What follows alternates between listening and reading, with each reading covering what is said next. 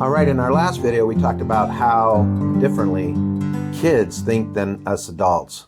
Now I'm going to be explaining the language that they speak and the language that we speak and how different it is, okay? Let me give you this little test real quick. I'm going to ask you some questions just to find out how well you know a 4-year-old, okay? And so you can answer inside your head, or if there's nobody else in the room, feel free to answer out loud, okay? All right, here we go. 4-year-old is sitting on a sofa watching some kind of movie or something on their little iPad, okay? Or their electronic device, whatever it is. Somebody comes along and just rips that electronic device straight from them. What do? Right, they cry, right? 4-year-old has their favorite little blanket. They're underneath their warm little toasty blanket. Somebody comes by and they just yank that blanket away from them. What does a 4-year-old do? Right, they cry. A 4-year-old is in the kitchen. They see a cookie. They want that cookie, but you tell them they can't eat that cookie till after dinner. More than likely, what do? Right, they cry about it. That's going to be pretty much the answer to all of these, right? 4-year-old wants to go outside. They're not able to go outside. What do? Right, they cry. Time for a 4-year-old to go to bed. What do? And they don't want to go to bed. What do? They cry. All right, here's the last one. 4-year-old wets their little pants. What do? They cry, right? Now here's the thing, and I'll put it up on the screen. This is how a 4-year-old thinks. A 4-year-old thinks just like this right here. Small letter I over a big, huge, gigantic letter E. Now this isn't a slam on a 4-year-old or 5-year-old or even a 15-year-old. This is just the way that their brain works, right? The I stands for intelligence. The E stands for, right, if you said evil, you're wrong. It's emotion. 4-year-olds have very little intelligence, a whole bunch of emotion. Now, right around age 14, 15, or 16, their brain is starting to open up all these doors and it's learning all of these brand new emotions. Now, you've seen it take place, right?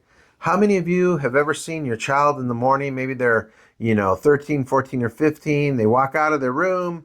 You tell them good morning. They look back at you and they say good morning. Then they go into the bathroom. They're in there for about 15 or 20 minutes. And while they're in there, some kind of thing has possessed their body. And they walk out of the room and they're upset and they're mad. And you try to have a conversation with them. And they just give you all of this attitude and everything. And then you get upset. And the more upset you get, the more upset they get. And it just ends up being this huge snowball thing, right? Now, the thing that happens as parents is we take that really personal. We feel like it's directed towards us, but it is not. What is happening inside their brain is their brain is opening up these brand new doors and all of these new emotions are starting to come out. Now, they don't know how to control those emotions yet. So the brain just goes crazy with it, right?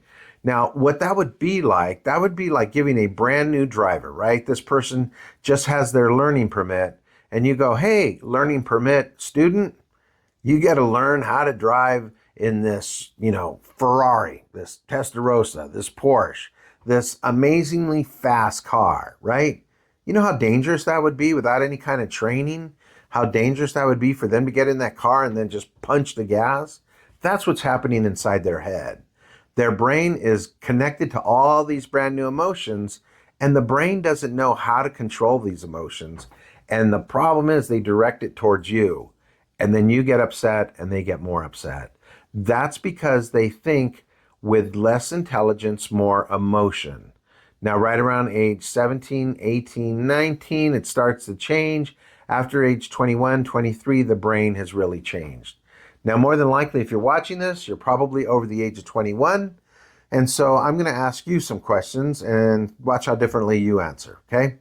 Adult, you are sitting down watching some type of program on your electronic device. Somebody comes and they snatch that device away from you. What do? More than likely, you get mad and you get it back, right? You have your favorite little blanket. You're underneath, sitting on the sofa. watching some kind of show, somebody comes around and pulls that blanket from you. What do? Probably get mad and get it back, right? I had one lady one time look at me and she goes, "You get a better lawyer, right? You get the house, you get the car, you get the boat, you get all that stuff," right? And I'm like, that's intelligence, right? And so, yeah, you're standing in the living room. It's about an hour and a half before dinner. You see a cookie. You want that cookie. What do? You eat that cookie, right? Somebody tells you you can't go outside, but you want to go outside. What do? You go outside, right? Time to go to bed, but you're not ready to go to bed. What do? You stay up. All right, here's the last one. You wet your pants. What do? Right, you cry because there's some emotion left, right? Now, here's what it looks like. Adults, you speak intelligence. You speak with more intelligence than you do emotion. Now, you have to understand intelligence and emotion are two different languages. Your kids strictly speak emotion, and you strictly speak intelligence. Now, there's a big, huge difference. And this is the part that's pretty rough.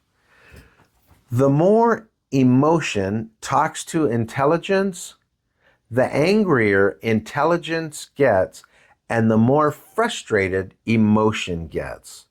Now, when the opposite happens, when intelligence talks to emotion, the more emotion gets mad and intelligence gets frustrated and really upset.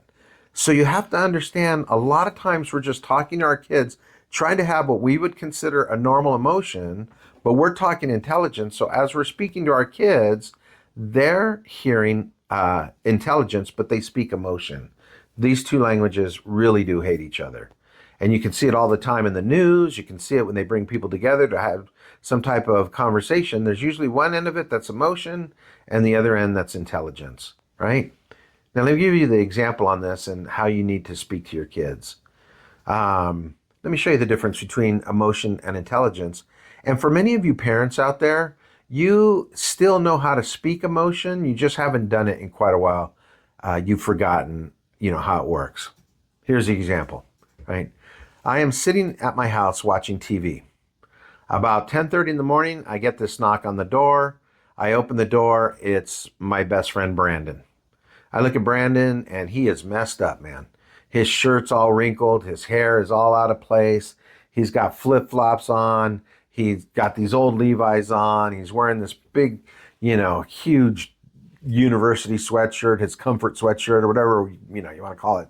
And you can tell he's been upset, man. He's been crying. And I look at my best friend and I'm like, dude, what's wrong? He looks at me and he can't even get the words out of his mouth. He looks at me and he goes, my yellow lab buddy just died. I look at him and I'm like, oh my gosh, Brandon, that's so rough, man. Dude, come on in. Sit down right there where you have sat 1,000 times before, right? And I look at him with all this compassion and I say, Brandon, I knew this was going to happen. I saw it coming. So we are really good friends, Brandon. And you know what I did for you? Get ready, buddy, because you're going to really like this. I created for you this amazing 19-minute long PowerPoint presentation on yellow labs. And I sit him down at the table and I open up my laptop. I hit play, right? And this video starts playing. And it has this real emotional music. It shows pictures of him and his dog when they were little. It shows the dog in the swimming pool paddling around. It shows the dog when they went camping. It shows all this stuff. Amazing, right?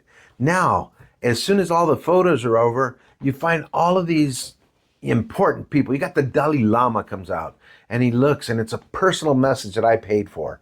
And he looks at Brandon and he goes, Brandon, I am the Dalai Lama and I want you to know that pets and dogs such as yours are part of us and and he just goes into this big explanation, right? And then you get other important people that are talking about the importance of dogs and you get everybody talking about this. Now get ready because this PowerPoint presentation even gets better.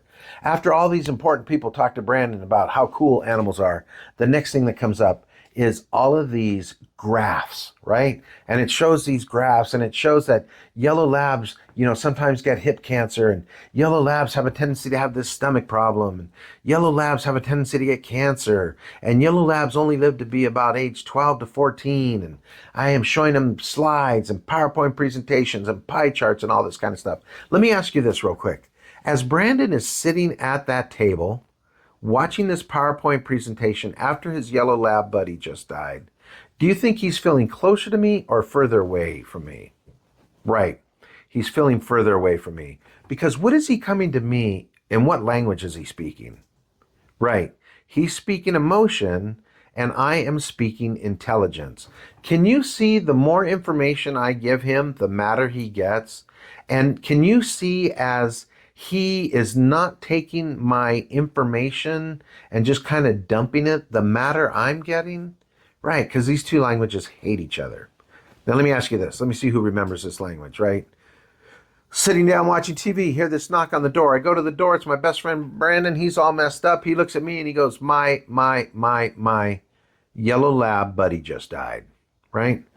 Let me ask everybody right there. What does he need? What does Brandon need right there? I heard it. Somebody said a hug, right? He needs a hug.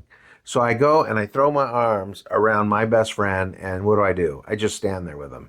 My best friend Brandon cries for a long time. He feels terrible. I feel terrible. After he's cried for a while, I sit him at the kitchen table and I look at him, give him a little piece of cake and some coffee, right? And I look at him and just listen to him. That's it. I just listen to him. And once he's done talking, I'm like, oh my gosh, Brandon, this is terrible. But I just read this article not too long ago, and it said that yellow labs have a tendency to get cancer, right? I don't think Buddy ever had that. No, it's cool. He didn't have that, right? And yeah, yellow labs only lived to be about age 14, but Brandon, your dog Buddy, man, he was 16, right? Yeah, that's cool. That's awesome. Let me ask you this. Am I giving him the same information that I gave him from that PowerPoint? Yes, I am. Same exact information. But what am I doing? I'm speaking emotion before I speak intelligence. One of the things that we do, and I was guilty of this as a parent, is I got to the place where all I was doing was giving my kids instructions. That's it. No conversation. And that's where it starts to get pretty dangerous, because once we want to have a conversation with our kids, they're not used to that. My son actually called me out on this. We were eating dinner one night. My son was sitting across from me, and of course, I was giving him some instructions. My son looked at me and he goes, Dad, you know what you are? I'm like, nope. He goes, you're a parrot. I said, a parrot like a bird, or a parent like a person?